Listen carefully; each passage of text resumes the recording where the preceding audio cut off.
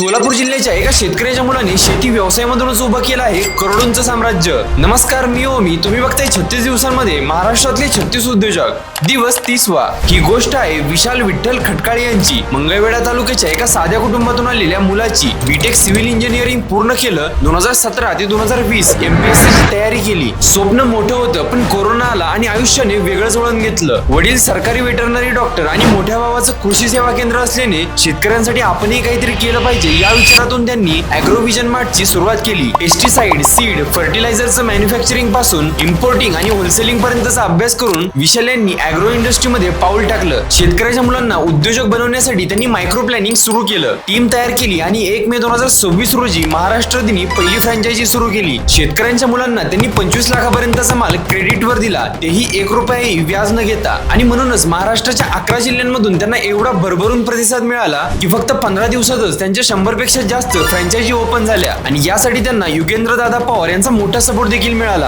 आता त्यांचं विजन आहे की 1000 पेक्षा जास्त फ्रँचायझी, 1000 कोटींचा टर्नओव्हर आणि 500 पेक्षा जास्त शेतकऱ्यांच्या मुलांना उद्योजक बनवणे। मित्रांनो, आज ॲग्रोव्हिजन मार्ट ही फक्त एक कंपनी नाही, तर महाराष्ट्रातल्या ग्रामीण युवकांसाठी एक चळवळ बनत चालली आहे।